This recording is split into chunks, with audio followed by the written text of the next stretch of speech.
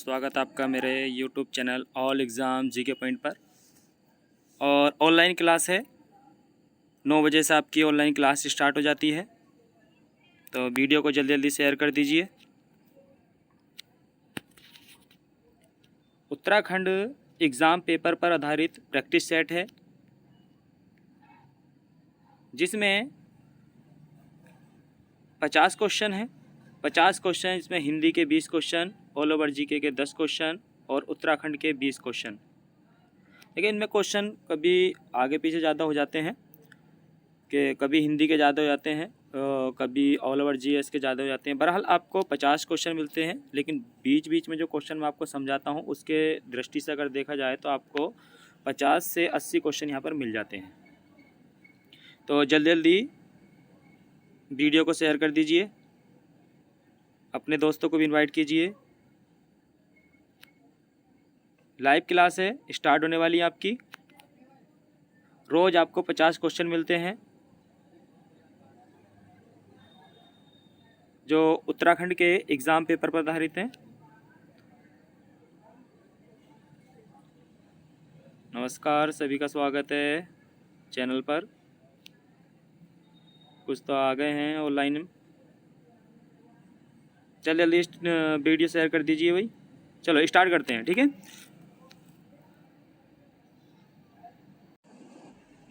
तो पहला क्वेश्चन है, देखिए। और पहला क्वेश्चन ही यहाँ पर देखिए कंप्यूटर का आ गया। देखिए क्वेश्चनों की नंबर सीरीज पर ना जाए, क्योंकि यहाँ पर 50 क्वेश्चन सेट किए जाते हैं, अलग अलग प्रैक्टिस सेट से लिए जाते हैं, क्योंकि 100 नंबर के प्रैक्टिस सेट होते हैं। तो आपको क्वेश्चन मिलते हैं। तो पहला ही क्वेश्चन है, देखिए, निम्नलिखित में से कौन सा एक इनपुट डिवाइस नहीं है। देखिए उत्तराखंड का एग्ज़ाम है, उत्तराखंड के एग्ज़ाम में कंप्यूटर के लगभग 2 से 3 क्वेश्चन आते ही हैं। तो ए ऑप्शन है माउस, बी ऑप्शन है डिजिटाइजर, सी ऑप्शन है प्रोजेक्टर और डी ऑप्शन है इमेज स्कैनर। स्वागत है आपका ऑनलाइन क्लास में। देखिए जो अभी तक ऑनलाइन नहीं हुए हैं, अपने दोस्तों को वीडियो शेयर कर दीजिए और वीडियो को लाइक करते रहें। तो कुछ के जवाब आने भी शुरू हो गए हैं। तो देखिए इसका जो सही आंसर हो जाएगा,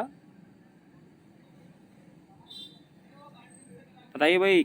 देखिए इसमें जो मालूम किया गया है इनपुट डिवाइस मालूम की है भाई, आउटपुट की बात नहीं चल रही है, इनपुट डिवाइस की बात चल रही है। तो देखिए इनपुट डिवाइस नहीं है, वो मालूम क्या चल रहा है, इसमें इनपुट डिवाइस नहीं है। तो इसका सी ऑप्शन सही है, प्रोजेक्टर। भाई साहब जो प्रोजेक्टर है वो इनपुट डिवाइस नहीं है। ये आपने देखा जो प्रोजेक्टर होते हैं वो आउटपुट का काम करते हैं, ठीक है। तो इसका सी वाला आंसर सही है। नेक्स्ट क्वेश्चन, ब्रजबुली नाम से जानी जाती है। मोस्ट इम्पोर्टेंट क्वेश्चन भाई, वेरी वेरी मोस्ट इम्पोर्टेंट है, रट लेना इसे, क्वेश्चन में मिलता ही है एग्जाम में। ब्रजबुली नाम से जानी जाती है। ए ऑप्शन है पंजाबी, बी ऑप्शन है मराठी, सी ऑप्शन है गुजराती और डी ऑप्शन है पुरानी बंगला। जल्दी जल्दी कमेंट्स बॉक्स में जवाब दीजिए भाई, जल्दी जल्दी। स्वागत है आपका मेरी क्लास में, सभी का वेलकम है। ऑनलाइन क्लास है और आपके जवाब भी सही मिलते हैं लगभग। कुछ क्वेश्चन में है जो आप जवाब नहीं दे पाते हो, लेकिन आपका रिजल्ट काफ़ी बेहतर है। जल्दी जल्दी जवाब दीजिए भाई इसका। ब्रजबुली के नाम से जाना जाता है। देखिए इसका डी वाला आंसर सही है, पुरानी बंगला। ये तो कई बार एग्जाम में आ चुका है भाई, पुरानी बंगला, ठीक है। ब्रजबुली के नाम से किसे जाना जाता है, पुरानी बंगला को जाना जाता है। देखिए जो भाषा है ब्रजबुली के नाम से किसे जाना जाता है, पुरानी बंगला को जाना जाता है, ठीक है। डी वाला आंसर इसका सही है। देखिए स्क्रीनशॉट ले लेना या कॉपी में ऐड कर लेना, ये क्वेश्चन वो हैं जो एग्जाम में अधिकतर रिपीट होते हैं। नेक्स्ट क्वेश्चन, भारत के नियंत्रक एवं महालेखा परीक्षक की नियुक्ति किसके आधार पर की गई है। वेरी वेरी इंपॉर्टेंट क्वेश्चन भाई। भारत के नियंत्रक एवं महालेखा परीक्षक की नियुक्ति किसके आधार पर की गई है। ए ऑप्शन है संविधान, बी ऑप्शन है संसद के प्रस्ताव, सी ऑप्शन है राष्ट्रपति के अध्यादेश और डी ऑप्शन है इनमें से कोई नहीं। बताइए भाई जल्दी जल्दी जल्दी कमेंट्स बॉक्स में जवाब दीजिए। भारत के नियंत्रक एवं महालेखा परीक्षक, देखिए नियंत्रक एवं महालेखा परीक्षा बराबर किसकी बात चल रही है, कैग की, CAG कैग, कि भारत का जो कैग होता है, भारत का नियंत्रक एवं महालेखा परीक्षक। बताइए भाई कुछ सी पर जा रहे हैं राष्ट्रपति। देखिए भाई इसका जो सही आंसर है वो ए वाला आंसर सही है, ठीक है। देखिए राष्ट्रपति जो है भारत के नियंत्रक एवं महालेखा परीक्षक की नियुक्ति करता है, ठीक है। महालेखा परीक्षक किसमें आता है भाई? आर्टिकल किसमें आता है? 148 में भारत का नियंत्रक एवं महालेखा परीक्षक आता है। लेकिन यहाँ पर क्वेश्चन जो किया जा रहा था वो क्वेश्चन क्या था? देखिए भारत के नियंत्रक और महालेखा परीक्षक की नियुक्ति किसके आधार पर की गई है भाई? संविधान के आधार पर की गई है, क्योंकि संविधान में इसका प्रावधान किया गया है, ठीक है। राष्ट्रपति भारत के नियंत्रक एवं महालेखा परीक्षक क्या करता है? नियुक्ति करता है, ठीक है। खाली नियुक्ति करता है, इसके आधार पर नहीं की जाती है, ठीक है ना। संसद के प्रस्ताव से की जाती है। इसकी जो नियुक्ति की जाती है भारत का नियंत्रक एवं महालेखा परीक्षक, क्योंकि इसका जो पद है संवैधानिक पद है, तो संविधान के आधार पर की जाती है। तो ए ऑप्शन इसका सही है। कुछ तो राष्ट्रपति पर पहुंच रहे थे, ठीक है। राष्ट्रपति केवल क्या करता है? भारत के नियंत्रक एवं महालेखा परीक्षक की नियुक्ति करता है, ठीक है। लेकिन भारत के नियंत्रक और महालेखा परीक्षक की जो नियुक्ति किसके आधार पर की गई है? वो संविधान के आधार पर की गई है। नेक्स्ट क्वेश्चन, भारतीय संविधान का कौन सा अनुच्छेद मौलिक अधिकारों के प्रवर्तन के संबंध में सुप्रीम कोर्ट को व्यापक मूल अधिकार क्षेत्र देता है? देखिए लैंग्वेज थोड़ी घुमा दी गई है, क्वेश्चन बहुत आसान है। देखिए क्वेश्चन बहुत आसान है, ठीक है, खाली लैंग्वेज को थोड़ा घुमा दिया गया है। भारतीय संविधान, देखिए समझेंगे इसे,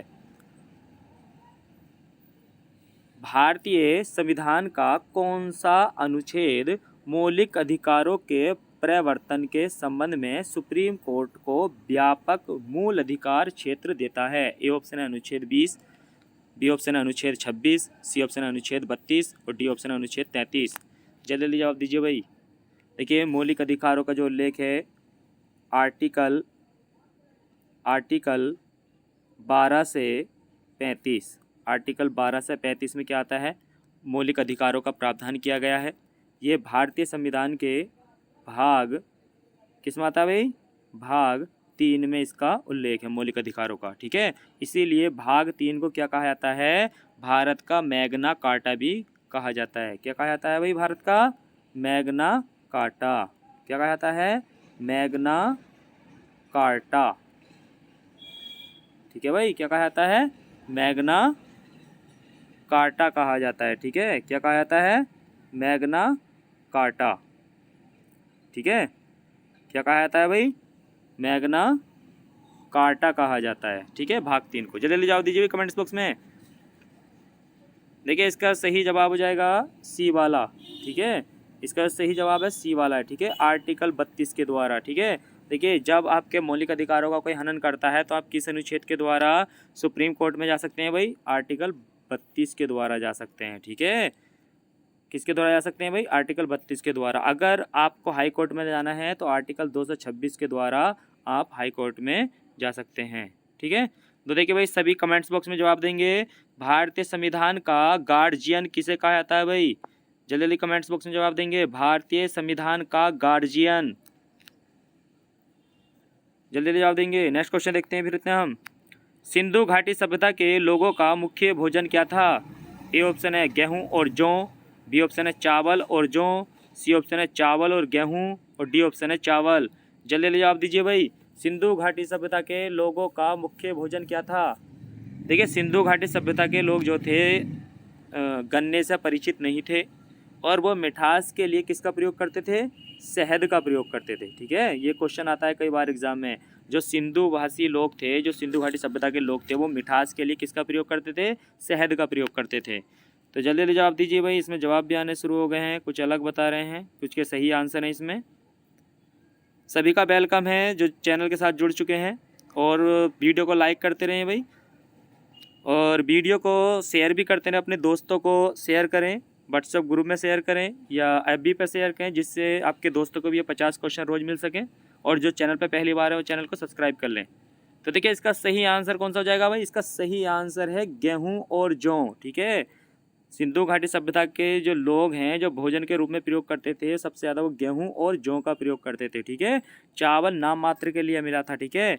अगर लोथल को छोड़ दिया जाए, और देखिए लोथल से क्या है, चावल के साक्ष्य मिले हैं लेकिन नाम मात्र के लिए मिले हैं। तो यहाँ पर क्या है, गेहूं और जौ, ठीक है। भोजन में किसका प्रयोग करते थे? गेहूं और जौ। ए वाला आंसर इसका सही है। नेक्स्ट क्वेश्चन, इनमें से कौन गजनी राजवंश का संस्थापक था? इनमें से कौन गजनी राजवंश का संस्थापक था भाई? गजनी महमूद गजनबी, जो भारत आया था, आक्रमण 17 बार आक्रमण करा था भाई महमूद गजनबी ने। जल्दी बताइए, इनमें से कौन गजनी राजवंश का संस्थापक था? ए ऑप्शन है महमूद गजनबी, बी ऑप्शन है अल्पतगीन, सी ऑप्शन है सुबुक्तगीन और डी ऑप्शन है इस्माइल। जल्दी जल्दी जवाब दीजिए भाई। देखिए, महमूद गजनबी ने भारत में 1000 से लेकर 1025 तक 1027 तक, ठीक है, क्योंकि देखिए 1000 से लेकर 1027 तक भारत में 17 बार आक्रमण किया था भाई, ठीक है। महमूद गजनबी ने भारत में 1000 से लेकर 1027 ईस्वी तक 17 बार आक्रमण किया था। और महमूद गजनबी को ही क्या कहा जाता है? भारत का पहला सुल्तान माना जाता है, क्योंकि इसने ही सुल्तान की उपाधि ली थी। तो भाई जल्दी जल्दी जवाब दीजिए भाई कमेंट्स बॉक्स में। कुछ तो महमूद गजनबी को ही बताने लगे भाई, महमूद गजनबी नहीं है भाई। इसका जो सही आंसर हो जाएगा, देखिए अल्पतगीन, बी वाला आंसर सही है। देखिए, गजनी साम्राज्य, गजनी राजवंश का संस्थापक था वो अल्पतगीन था, ठीक है। अल्पतगीन के बाद देखिए, अल्पतगीन के बाद जो महान शासक था वो सुबुक्तगीन था, और सुबुक्तगीन के बाद ही महमूद गजनबी गद्दी पर बैठा था। नेक्स्ट क्वेश्चन, हड़प्पा के खंडहर निम्न में से किस नदी के तट पर पाए जाते हैं? जो हड़प्पा के खंडहर हैं निम्नलिखित में से किस नदी के तट पर पाए जाते हैं भाई? जल्दी जल्दी जवाब दीजिए। ए ऑप्शन है रावी, बी ऑप्शन है झेलम, सी ऑप्शन है ब्यास और डी ऑप्शन है सतलज। जल्दी जवाब दीजिए भाई। अभी फिलहाल मैं आपसे एक क्वेश्चन मालूम किया था, भारतीय संविधान का गार्जियन किसे कहा जाता है? तो देखिए, गार्जियन कुछ ने जवाब सही दिया था। देखिए, गार्जियन जो कहा जाता है सुप्रीम कोर्ट को कहा जाता है, ठीक है। देखिए, अगर बात आती है कि संविधान का पिता, तो संविधान के पिता कौन है? पिता वो भीमराव अंबेडकर हैं, लेकिन सुप्रीम कोर्ट का जो गार्जियन है, जो संरक्षण करता है, वो कौन है? सुप्रीम कोर्ट है। दोनों क्वेश्चन अलग अलग है, ध्यान रख लेना। पिता भीमराव अंबेडकर हैं और गार्जियन सुप्रीम कोर्ट है, क्योंकि गार्जियन संरक्षण करने वाला होता है, वो कोई भी हो सकता है, ठीक है। तो संविधान का संरक्षण कौन करता है? सुप्रीम कोर्ट करता है। बताइए भाई, इसका जवाब दीजिए भाई जल्दी जल्दी। हड़प्पा के खंडहर किस नदी के तट पर? बहुत आसान क्वेश्चन है। ए ऑप्शन रावी, रावी, ठीक है। हड़प्पा की खोज की गई थी भाई कब? 1921 में दयाराम साहनी और माधव स्वरूप बस्त के द्वारा। किस नदी पर? रावी नदी पर, ठीक है। नेक्स्ट क्वेश्चन देखते हैं, और अभी कमेंट्स बॉक्स में जवाब देंगे भाई सभी मिलकर। जो ब्यास नदी है, ब्यास नदी को ऋग्वेद में किस नाम से जाना गया? जल्दी जल्दी कमेंट्स बॉक्स में जवाब दीजिए भाई। नेक्स्ट क्वेश्चन देखते हैं, झरने और नदियों का निम्नलिखित में से कौन सा मेला सही है? झरने और नदियों का निम्नलिखित में से कौन सा मेला नहीं है, सॉरी, मेल की बात चल रही है, सही है, ठीक है। एक बार और क्वेश्चन सुन लेंगे, थोड़ा गड़बड़ हो गया था पढ़ने में।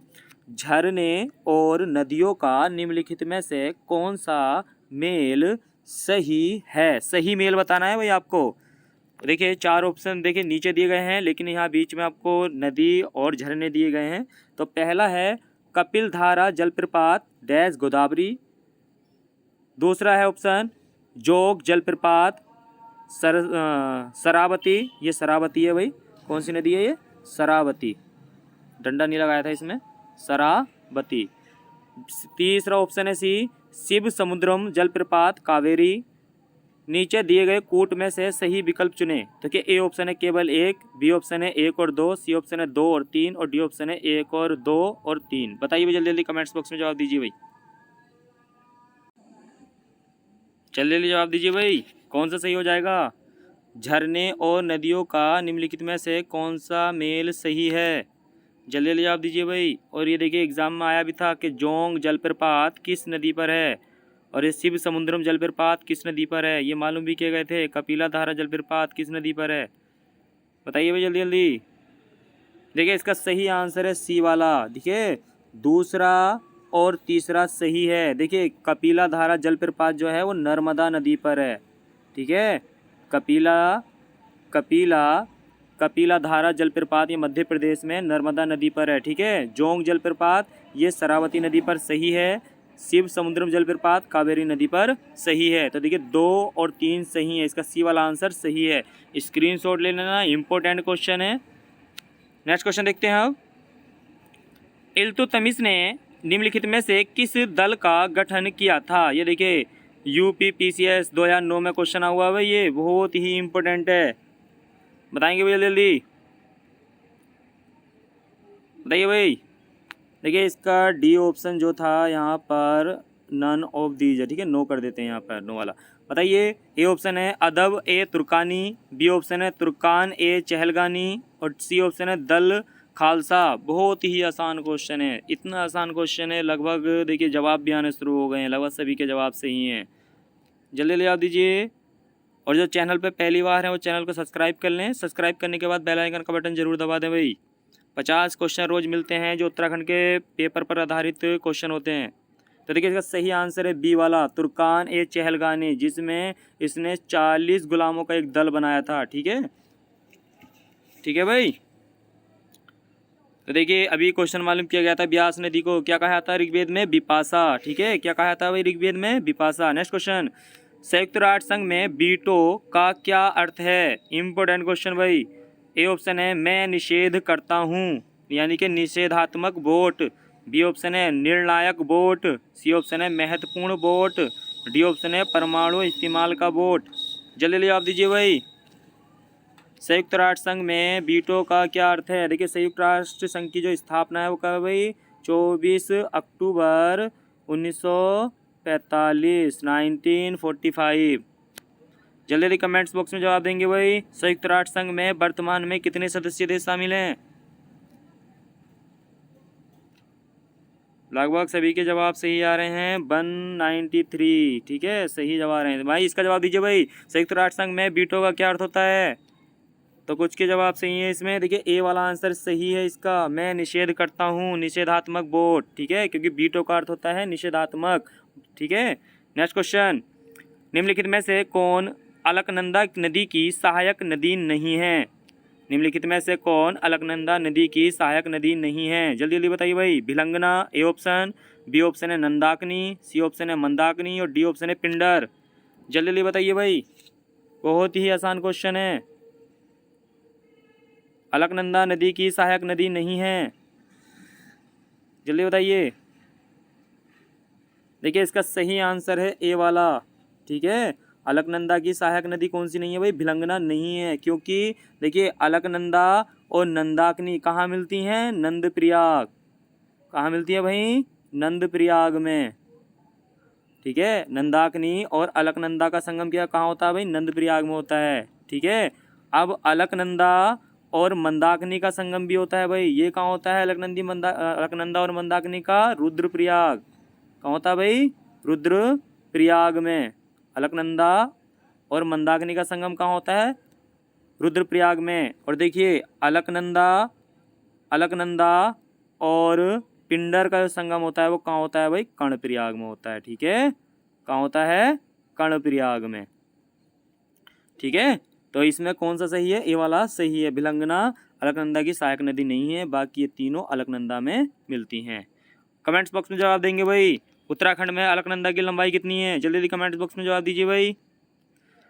नेक्स्ट क्वेश्चन, दिल्ली सल्तनत का वास्तविक संस्थापक अथवा उद्धारक किसे माना जाता है? देखिए ये SSC 2014 में आया था क्वेश्चन भाई।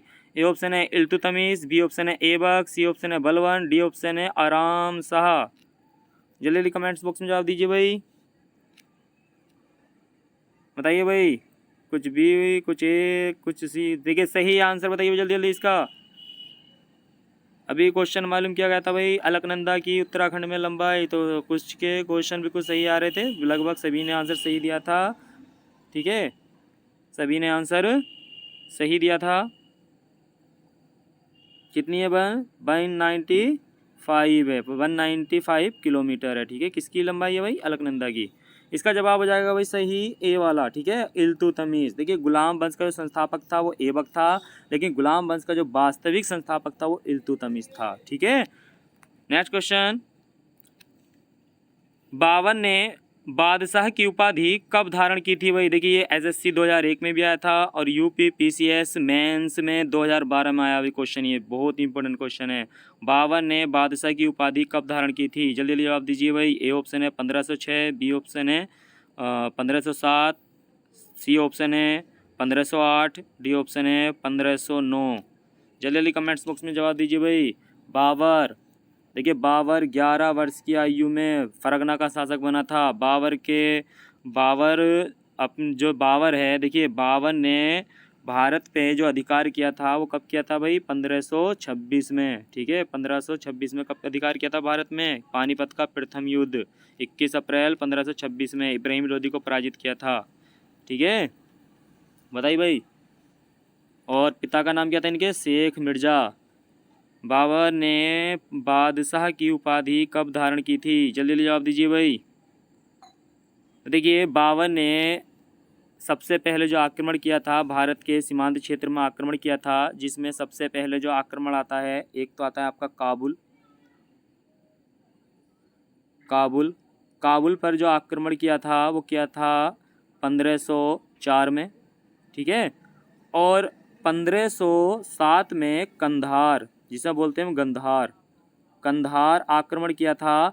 और कंधार आक्रमण के समय ही इसने पादशाह, जिसे हम बोलते हैं बादशाह की उपाधि ली थी। इसका बी वाला आंसर सही है, 1507 में। ठीक है, हाँ भाई, कमेंट्स बॉक्स में जवाब देंगे भाई सभी। जो बाबर है, बाबर ने राणा सांगा को कब पराजित किया था? जल्दी जवाब दीजिए। नेक्स्ट क्वेश्चन देखते हैं। संयुक्त राष्ट्र के वर्तमान में महासचिव कौन है? संयुक्त राष्ट्र के वर्तमान महासचिव कौन है भाई? ए ऑप्शन है बान की मून, बी ऑप्शन है एंटोनियो गुटेरस, सी ऑप्शन है थॉमस बाक, डी ऑप्शन है अजय त्यागी। जल्दी जल्दी जवाब दीजिए भाई। संयुक्त राष्ट्र संघ के वर्तमान महासचिव, लगभग सभी के जवाब सही जा रहे हैं। देखिए इसका बी वाला आंसर सही है, एंटोनियो गुटेरेस। ठीक है, 2021 में बने थे। नेक्स्ट क्वेश्चन, बाबर के पिता का नाम क्या था? ए ऑप्शन है मोहम्मद गौरी, दूसरा ऑप्शन है इब्राहिम लोदी, तीसरा ऑप्शन है अकबर, और चौथा ऑप्शन है उमर शेख मिर्ज़ा। ऐसे क्वेश्चन मिलने चाहिए, आसान हो जाएगा पेपर। जल्दी जल्दी जवाब दीजिए भाई। बाबर के पिता का नाम क्या था? अभी पीछे मैं बता भी चुका हूँ अभी एक बार। लगभग सभी के जवाब सही आ रहे हैं, उमर शेख मिर्ज़ा। ठीक है, चौथा वाला आंसर इसका सही है। नेक्स्ट क्वेश्चन, सबसे पहले कितने बैंकों का राष्ट्रीयकरण किया गया था भाई? जल्दी जल्दी जवाब दीजिए कमेंट्स बॉक्स में। सबसे पहले कितने बैंकों का राष्ट्रीयकरण किया गया था? बताइए भाई जल्दी जल्दी जल्दी जल्दी बताइए। ए ऑप्शन है 10, बी ऑप्शन है 12, सी ऑप्शन है 14, डी ऑप्शन है 16। लगभग सभी के जवाब सही आ रहे हैं। 14 बैंकों का राष्ट्रीयकरण, बताइए भाई कब किया गया था? तो इसका सही आंसर है सी वाला, 14 बैंकों का राष्ट्रीयकरण किया गया था भाई। ठीक है, और 14 बैंकों का जो राष्ट्रीयकरण किया गया था वो कब किया गया था? देखिए 19 जुलाई 1969 में 14 बैंकों का राष्ट्रीयकरण किया गया था। नेक्स्ट क्वेश्चन देखते हैं। लीड बैंक योजना कब शुरू की गई थी? वेरी वेरी इंपॉर्टेंट क्वेश्चन भाई। लीड बैंक योजना कब शुरू की गई थी? A option 1967, B option 1968, C option है 1969, और डी ऑप्शन है 1974। जल्दी जल्दी जवाब दीजिए भाई। 1967, 1968, 1969, 1974। जल्दी जल्दी कमेंट्स बॉक्स में जवाब दीजिए। लीड बैंक योजना की शुरुआत कब की गई थी? जल्दी जल्दी जवाब दीजिए भाई। कुछ अलग बोल रहे हैं, कुछ को पता ही नहीं है। बहुत आसान है, अभी तो बताया था 14 बैंकों का राष्ट्रीयकरण किया गया था। ठीक है, इसी योजना के द्वारा है। ठीक है, तो सी वाला आंसर सही है। ठीक है, 1969। नेक्स्ट क्वेश्चन, खतड़वा त्योहार कहाँ मनाया जाता है? ए ऑप्शन है कुमाऊं में, बी ऑप्शन है गढ़वाल में, सी ऑप्शन है जौनसार में, डी ऑप्शन है इनमें से कोई नहीं। बताइए भाई, खतड़वा त्योहार कहाँ मनाया जाता है? देखिए ये खतड़वा क्या था? ये गढ़वाल सेनापति था, गढ़वाल का सबसे बहादुर सेनापति था वही खतड़वा। ठीक है, जो अजय पाल का सेनापति था और कीर्ति शाह के द्वारा इसकी हत्या करवा दी गई थी। बताइए भैया जल्दी। खतड़वा त्योहार कहाँ मनाया जाता है? ए ऑप्शन है कुमाऊं में, बी ऑप्शन है गढ़वाल में, सी ऑप्शन है जौनसार में, डी ऑप्शन है इनमें से कोई नहीं। देखिए जब खतड़वा मारा गया था तो इसी खुशी में कुमाऊं में खतड़वा त्योहार मनाया जाता है भाई। इसका ए वाला आंसर सही है, ठीक है। क्योंकि 8 देखिए इस जो राजा था उसने 8 बार गढ़वाल पर आक्रमण किया था, लेकिन 7 बार पराजित हो गया था, 8वीं बार जीत गया था, जिसमें खतड़वा मारा गया था। नेक्स्ट क्वेश्चन, उस शब्द का चयन कीजिए जो बाकियों से भिन्न है। देखिए ये आपका हिंदी में भी है और आपका रीजनिंग में भी है। जल्दी जल्दी बताइए भाई। उस शब्द का चयन कीजिए जो बाकियों से भिन्न है। भिन्न शब्द की पहचान करनी है आपको। ए ऑप्शन है ऋग्वेद, बी ऑप्शन है यजुर्वेद, सी ऑप्शन है अथर्ववेद और डी ऑप्शन है आयुर्वेद। जल्दी जल्दी जवाब दीजिए भाई। बहुत आसान है भाई, इतना आसान क्वेश्चन है। जल्दी जल्दी जवाब दीजिए। कुछ के जवाब भी आने शुरू हो गए, सही बोल रहे हैं कुछ। जल्दी जल्दी दोस्तों वीडियो को शेयर करते रहें। जो आपके दोस्त नहीं शामिल हो पाए हैं उनको भी वीडियो शेयर कर दें, और जो चैनल पर पहली बार में चैनल को सब्सक्राइब कर दें। रोज़ आपको 50 क्वेश्चन मिलते हैं जो उत्तराखंड के प्रैक्टिस सेट पर आधारित होते हैं, जो उत्तराखंड के पेपर पर आधारित हैं। तो देखिए इसका सही आंसर हो जाएगा आयुर्वेद। देखिए ये तीनों क्या हैं, वेद हैं, और ये जो आयुर्वेद है ये ऋग्वेद का उपवेद है, ठीक है। ये क्या है, ऋग्वेद का उपवेद है आयुर्वेद। तो इसमें सबसे अलग कौन सा हो गया भाई, आयुर्वेद अलग हो गया। नेक्स्ट क्वेश्चन, कीट अनुपात रोग समानुपात युद्ध अनुपात क्या होगा? बताइए भाई। कीट अनुपात रोग है तो युद्ध अनुपात क्या होगा? ए ऑप्शन है सेना, बी ऑप्शन है हार, सी ऑप्शन है सशस्त्रागार और डी ऑप्शन है विनाश। जल्दी जवाब दीजिए कमेंट्स बॉक्स में। बहुत ही आसान है, लगभग जवाब सभी के सही आ रहे हैं, कुछ अलग हैं। जल्दी जवाब दीजिए भाई। देखिए भाई इसका सही जो आंसर हो जाएगा, देखिए सीधा समझ लीजिए, कीट से क्या होता है, रोग होता है, और युद्ध से क्या होता है, विनाश होता है, ठीक है। डी वाला आंसर इसका सही है। नेक्स्ट क्वेश्चन, दिए हुए शब्दों में भिन्न अर्थ वाला शब्द है, ठीक है। दिए हुए शब्दों में भिन्न अर्थ वाला शब्द है। भिन्न अर्थ पहचानना भी आपको, इसमें भी देखिए अलग शब्द पहचानना है आपको। ए ऑप्शन है भास्कर, बी ऑप्शन है रवि, सी ऑप्शन है दिवाकर और डी ऑप्शन है सुधाकर। जल्दी जल्दी जवाब दीजिए भाई, जल्दी जल्दी जवाब दीजिए। आसान क्वेश्चन है भाई, लगभग सभी के आंसर सही आ रहे हैं, कुछ अलग हैं। सभी के आंसर लगभग सही हैं। देखिए ये रीजनिंग में क्वेश्चन है आपका।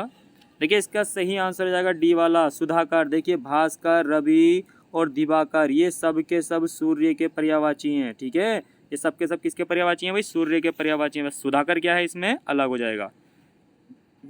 नेक्स्ट क्वेश्चन, गुरु के समीप रहकर अध्ययन करने वाला के लिए एक शब्द है। देखिए अनेक शब्दों के लिए एक शब्द, ये आपके एग्जाम में आता ही है और ये इम्पोर्टेंट है, कई बार एग्जाम में आ चुका है क्वेश्चन कि गुरु के समीप रहकर अध्ययन करने वाला के लिए एक शब्द क्या होगा? तो ए ऑप्शन है आश्रमवासी, बी ऑप्शन है विद्यार्थी, सी ऑप्शन है अंतःवासी, डी ऑप्शन है शिष्य। बताइए भैया जल्दी जल्दी। गुरु के समीप रहकर अध्ययन करने वाला के लिए एक शब्द, आश्रमवासी, बी ऑप्शन है विद्यार्थी, सी ऑप्शन है अंतःवासी, डी ऑप्शन है शिष्य। जल्दी जल्दी जवाब दीजिए कमेंट्स बॉक्स में। कुछ के कुछ अलग बता रहे हैं, कुछ के सही आ रहे हैं भाई, कुछ तो विद्यार्थी पर भी जा रहे हैं, शिष्य सी। देखिए इसका सही आंसर है सी वाला भाई, अंतःवासी। गुरु के समीप रहकर अध्ययन करने वाले के लिए एक शब्द क्या होता है, अंतःवासी, ठीक है। नेक्स्ट क्वेश्चन, कनिष्ठिका और मध्यमा के बीच की उंगली को कहते हैं। कनिष्ठिका और मध्यमा के बीच की उंगली को कहते हैं, ठीक है भाई। बताइए जल्दी जल्दी। ए ऑप्शन है अनामिका, बी ऑप्शन है अनामी, सी ऑप्शन है अनिमिका और डी ऑप्शन है अनामिका। जल्दी जल्दी जवाब दीजिए भाई। कनिष्ठिका और मध्यमा के बीच की उंगली को कहते हैं, ठीक है।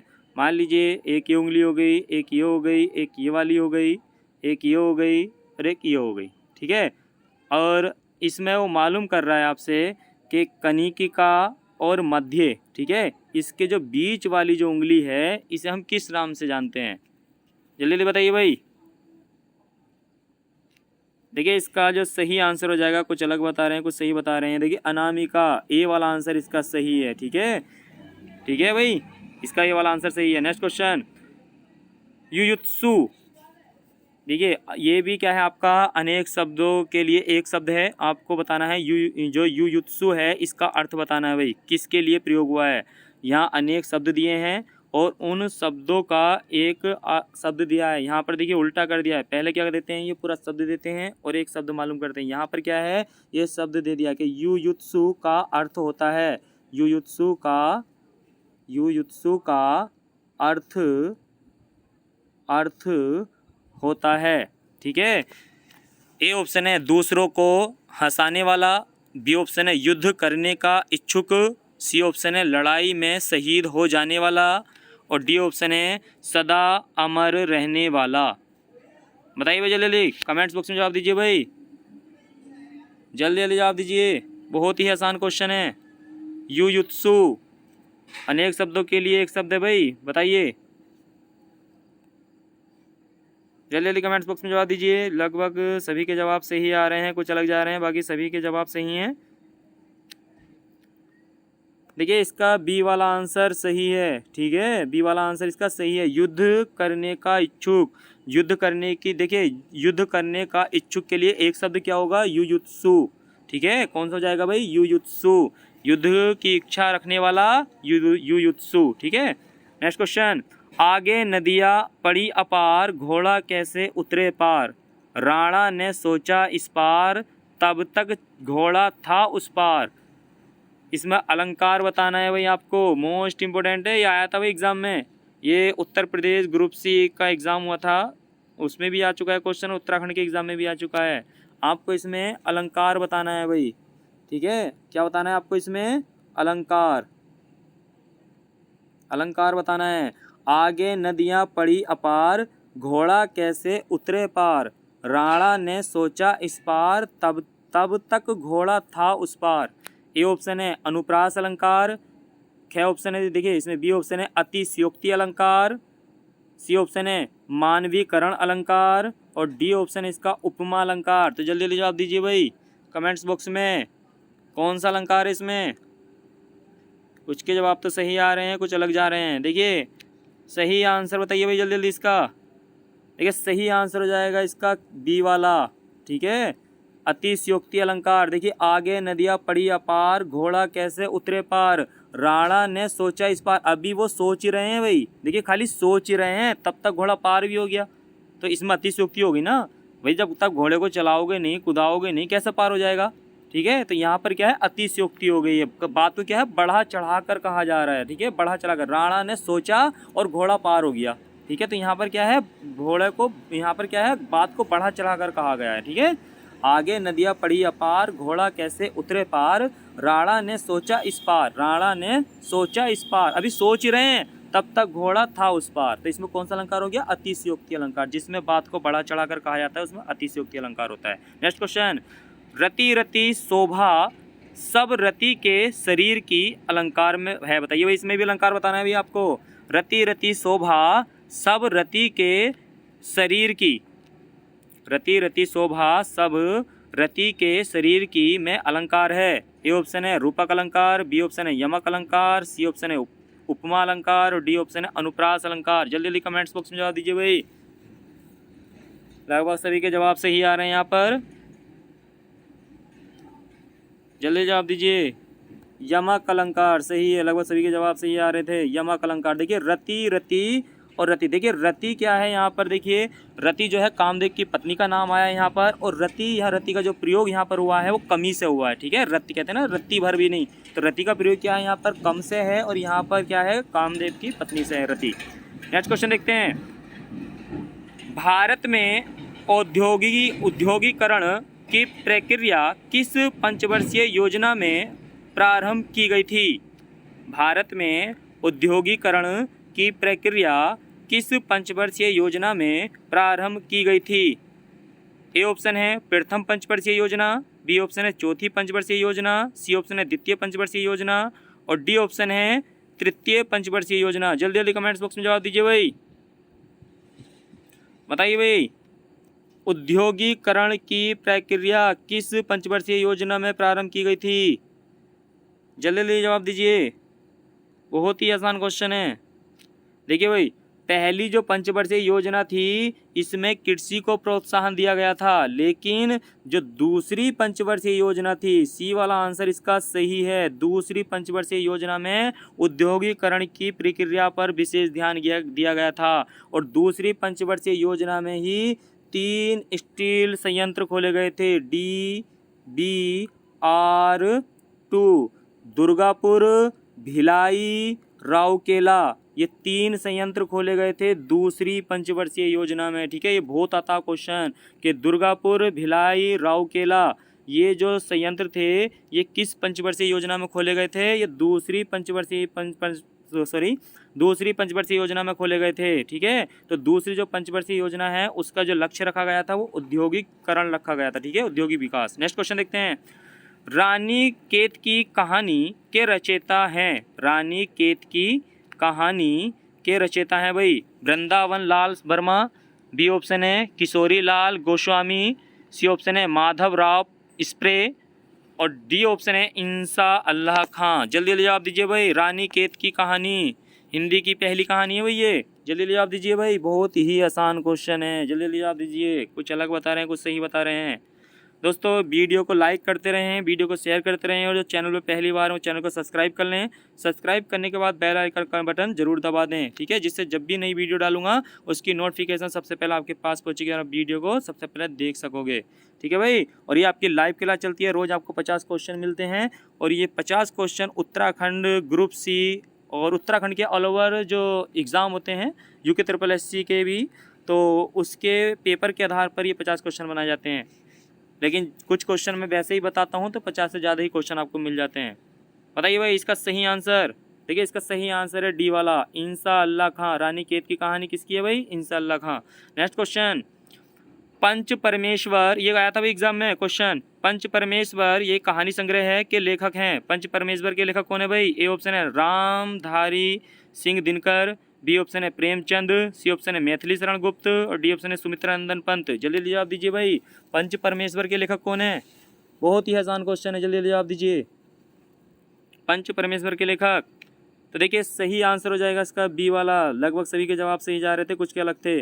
प्रेमचंद की रचना है पंच परमेश्वर। नेक्स्ट क्वेश्चन देखते हैं, स्वतंत्रता से पूर्व राज्य में व्यापार कैसे किया जाता था? ए ऑप्शन मेलों के द्वारा, बी ऑप्शन है प्रदर्शनियों के द्वारा, सी ऑप्शन है मध्यस्थों के द्वारा, और डी ऑप्शन है उपरोक्त सभी के द्वारा। बताइए जल्दी जल्दी जवाब दीजिए। स्वतंत्रता से पूर्व राज्य में व्यापार कैसे किया जाता था? बताइए जल्दी जल्दी, कुछ के जवाब सही जा रहे हैं इसमें। देखिए इसका सही आंसर है उपरोक्त सभी। देखिए स्वतंत्रता से पहले जो राज्य में व्यापार किया जाता था वो मेलों के द्वारा किया जाता था, प्रदर्शनियों के द्वारा किया जाता था, और मध्यस्थों के द्वारा, समझौते के द्वारा किया जाता था। ठीक है, नेक्स्ट क्वेश्चन, स्वतंत्र, ये तो दोबारा रिपीट हो गया भाई, स्वतंत्रता से पूर्व। तो देखिए इसका कौन सा था सही हमारा? तो सही वाला इसका कौन सा था? उपरोक्त सभी थे। नेक्स्ट क्वेश्चन देखते हैं, राज्य में प्रथम रेल पथ का निर्माण 1884 में किया गया था, वह पथ है? 1884 में कौन सा रेल पथ बनाया गया था भाई? जल्दी जल्दी जवाब देंगे। ए ऑप्शन है लक्सर से हरिद्वार, बी ऑप्शन है हरिद्वार से देहरादून, सी ऑप्शन है हरिद्वार से ऋषिकेश, और डी ऑप्शन है किच्छा से काठगोदाम। जल्दी जल्दी जवाब दीजिए भाई। राज्य में प्रथम रेल पथ का निर्माण 1884 में किया गया था, वह पथ है? कौन सा पथ है भाई? जल्दी जल्दी जवाब दीजिए। लगभग सभी के जवाब सही आ रहे हैं, इसमें कुछ अलग बता रहे हैं भाई। लक्सर वाला नहीं है भाई, इसका सही आंसर है डी वाला। ठीक है, किच्छा और काठगोदाम में 1884 में। ठीक है, नेक्स्ट क्वेश्चन, राज्य में नई कृषि नीति जारी की गई थी। ये क्वेश्चन आया था अभी हाल ही के एग्जाम में। राज्य में नई कृषि नीति जारी की गई थी। राज्य में नई कृषि नीति कब लागू की गई है भाई? 2001, 2008, 2010, 2011। जल्दी जल्दी जवाब दीजिए कमेंट्स बॉक्स में, कब जारी की गई थी भाई? जल्दी जल्दी जवाब दीजिए, बहुत ही आसान है। इसका डी वाला आंसर सही है। ठीक है, लगभग कुछ के सही आ रहे थे, डी वाला आंसर सही है। नेक्स्ट क्वेश्चन देखते हैं, उत्तराखंड के चारों धाम गंगोत्री, यमुनोत्री, बद्रीनाथ तथा केदारनाथ किन जिला समूह में स्थित हैं?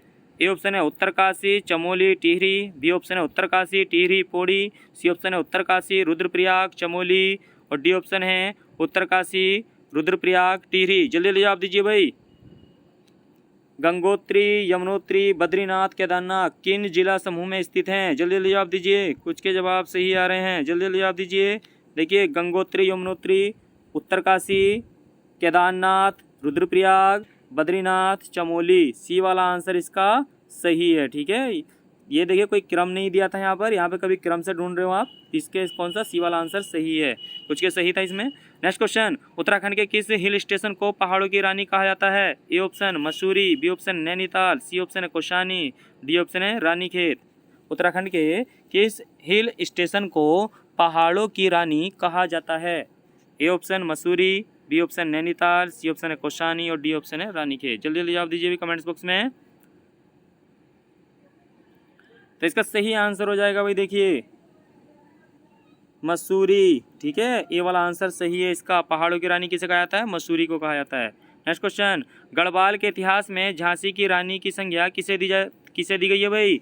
गढ़वाल के इतिहास में झांसी की रानी की संज्ञा किसे दी गई है? जल्दी जल्दी जवाब दीजिए। ए ऑप्शन है तीलू रोतेली को, बी ऑप्शन है महारानी लद्दा देवी को, सी ऑप्शन है जिया रानी को और डी ऑप्शन है कर्णावती को। जल्दी जल्दी जवाब दीजिए भाई, जल्दी जल्दी बताइए, कमेंट्स बॉक्स में जवाब दीजिए भाई जल्दी जल्दी। बहुत आसान क्वेश्चन है, लगभग सभी के जवाब सही आ रहे हैं। गढ़वाल में झांसी की रानी तीलू रोतेली, ए वाला आंसर इसका सही है, ठीक है। देखिए कुमाऊं की लक्ष्मीबाई, जिया रानी और नाग काटी रानी, कर्णावती, तो इसका सही आंसर है ए वाला। नेक्स्ट क्वेश्चन देखते हैं, राज्य का प्रथम स्वतंत्रता सेनानी माना जाता है भाई, राज्य का प्रथम स्वतंत्रता सेनानी कौन था? ए ऑप्शन है हरगोविंद पंत, बी ऑप्शन है राम सिंह धैनी, सी ऑप्शन है हरे प्रसाद टमटा और डी ऑप्शन है कालू मेहरा। बहुत आसान क्वेश्चन है, देखिए जवाब भी आने शुरू हो गए हैं, लगभग सभी के जवाब सही हैं। तो इसका सही आंसर कौन सा हो गया भाई? डी वाला, कालू मेहरा। नेक्स्ट क्वेश्चन, भारत के स्वतंत्र होने के समय गढ़वाल का राजा कौन था? बताइए जल्दी जल्दी जवाब दीजिए। भारत के स्वतंत्र होने के समय गढ़वाल का राजा कौन था? बात कब की चल रही भाई? 1947 की। 1947 में गढ़वाल का राजा कौन था? ए ऑप्शन है मानवेंद्र शाह, बी ऑप्शन है पृथ्वी शाह, सी ऑप्शन है प्रद्युमन शाह और डी ऑप्शन है इनमें से कोई नहीं। जल्दी जल्दी जवाब दीजिए, जवाब भी आने शुरू हो गए, लगभग सभी के जवाब सही जा रहे हैं, जल्दी जवाब दीजिए भाई। कौन था भाई? ए ऑप्शन मानवेंद्र शाह, ए वाला इसका सही है। नेक्स्ट क्वेश्चन देखते हैं, उत्तराखंड में खनन नीति की घोषणा कब की गई थी भाई?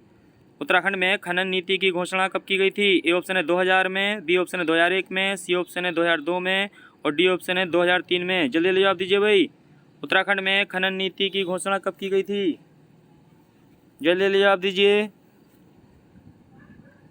कुछ के अलग जा रहे हैं जवाब, कुछ सही दे रहे हैं जवाब, जल्दी जल्दी जवाब दीजिए। और ये वेरी वेरी इंपॉर्टेंट क्वेश्चन है भाई, रट लेना। एक कृषि नीति वाला पूछा था आपसे, खनन नीति वाला है, वेरी वेरी इंपॉर्टेंट क्वेश्चन है, मिलेगा एग्जाम में आपको ये।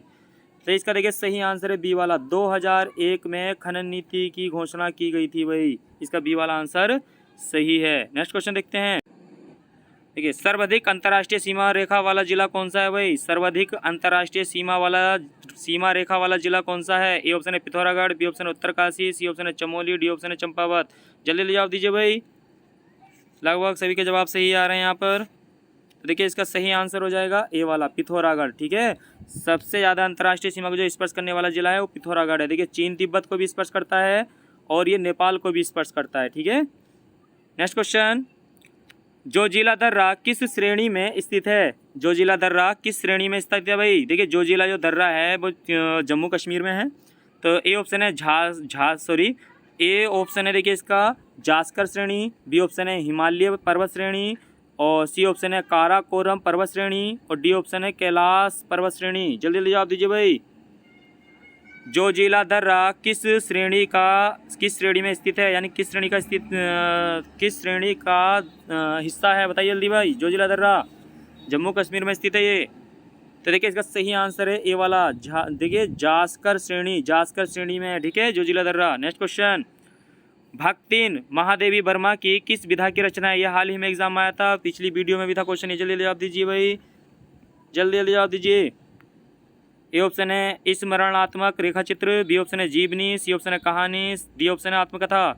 तो लगभग इसका सही आंसर होगा, बताइए जल्दी, लगभग सभी के जवाब सही आ रहे हैं। देखिए ए वाला आंसर इसका सही है। नेक्स्ट क्वेश्चन, तुरंग और तरंग, तुरंग और तरंग का क्रमशः अर्थ है।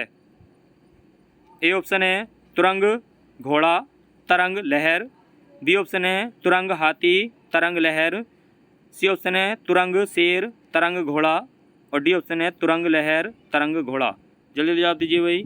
ये पिछली वीडियो में भी था क्वेश्चन भाई, लगभग सभी के जवाब सही आ रहे हैं इसमें। तो इसका कौन सा आंसर सही हो जाएगा भाई? पहला वाला आंसर सही है। ठीक है, देखिए दोस्तों ये थे टॉप 50 MCQ क्वेश्चन जो उत्तराखंड एग्ज़ाम पर आधारित प्रैक्टिस सेट है। ये हमारा नोवा प्रैक्टिस सेट था। वीडियो कैसी लगी कमेंट्स बॉक्स में लिखना, और वीडियो को लाइक कर लेना, और जो चैनल पर पहली बार थे चैनल को सब्सक्राइब कर लेना। रोज़ आपको 50 क्वेश्चन मिलते हैं जो उत्तराखंड के एग्ज़ाम पर आधारित होते हैं। टारगेट है उत्तराखंड UK SSSC, तो आप मेहनत में लगे रहें। वीडियो को ज़्यादा से ज़्यादा शेयर करें। मिलते हैं नेक्स्ट प्रैक्टिस सेट में 9 बजे लाइव क्लास में, तो नाइट क्लास में मिलते हैं। Good night.